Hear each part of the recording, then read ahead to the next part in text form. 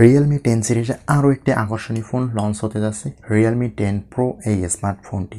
এই ফোনটিতে Qualcomm Snapdragon 695 এর একটি 5G চিপসেটের সাথে থাকছে 5000 mAh এর ব্যাটারির সাথে 108 মেগাপিক্সেলের মেইন ক্যামেরা।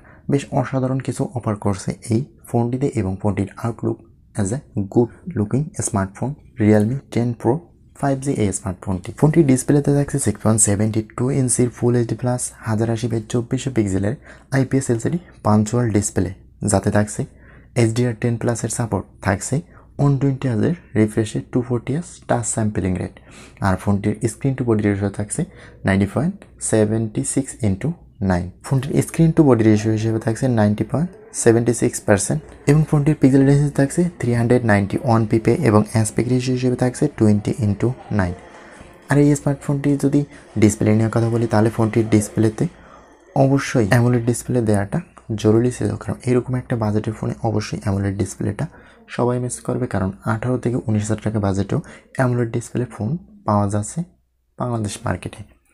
আর এই স্মার্টফোনটি পাওয়া যাবে তিনটি কালারে, সিয়া ব্লু, নাইট ব্ল্যাক এবং স্টার্লিং হোয়াইট কালারে। আর এই ফোনটির ওয়েট থাকছে 190 গ্রাম এবং থিকনেস 8.1 mm। বেশ লাইট ওয়েটের একটি স্মার্টফোন, হাতে নিলে বেশ ভালো গ্রিপ হবে এবং এই স্মার্টফোনটি ফ্ল্যাট এডিস ডিজাইনের, হাতে নিলে বেশ গ্রিপ হয় এই স্মার্টফোনটি। আর এই স্মার্টফোনটি পারফরমেন্সের সাথে থাকছে Realme UI 4.0 সাথে Android 13 নতুন একটি আপডেট।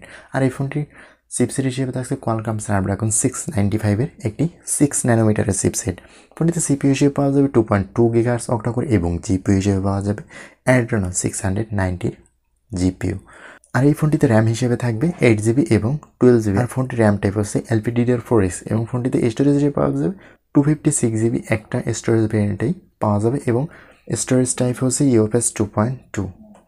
ক্যামেরা, এই ফোনটির ক্যামেরার আকর্ষণীয় ফিচার্স অফার করছে। এই ফোনটিতে থাকছে 108 মেগাপিক্সেলের মেইন ক্যামেরার সাথে 2 মেগাপিক্সেলের ডেপ সেন্সর। তবে এই ফোনটির ক্যামেরা দিয়ে 4K রেজলিউশনে ভিডিও রেকর্ড করা যাবে না, এটা হচ্ছে ফোনটির দুঃখজনক কথা, কারণ এই ফোনটিতে অবশ্যই 4K রেজলিউশন দেওয়া উচিত ছিল, কারণ এটি দিয়ে ফুল এইচডি প্লাস 30 fps রেজলিউশনে ভিডিও রেকর্ড করা যাবে। এবং ফোনটির ফ্রন্ট ফেসিং ক্যামেরায় থাকছে 60 মেগাপিক্সেলের সেলফি ক্যামেরা।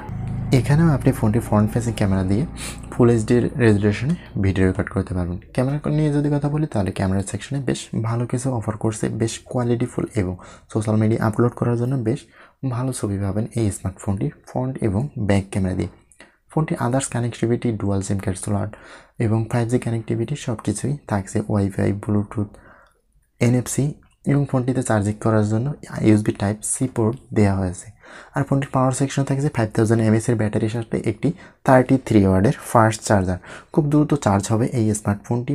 আর ফোনটিতে সিকিউরিটি সিস্টেমে পাওয়া যাবে সাইড মাউন্টেড ফিঙ্গারপ্রিন্ট, তবে এখানে অবশ্যই ইনডিসপ্লে ফিঙ্গারপ্রিন্টটা মিস করবেন। এই ফোনটি হয়তো বাংলাদেশ মার্কেটে 28 থেকে 32,000 টাকার মধ্যে পাওয়া যাবে বাংলাদেশ মার্কেটে। খুব ভালো কিছু অফার করছে এই স্মার্টফোনটি। যদি আপনার কাছে ভালো লাগে অবশ্যই কমেন্ট করে জানাবেন এবং চ্যানেলটিকে সাবস্ক্রাইব করে পাশে থাকবেন। ধন্যবাদ।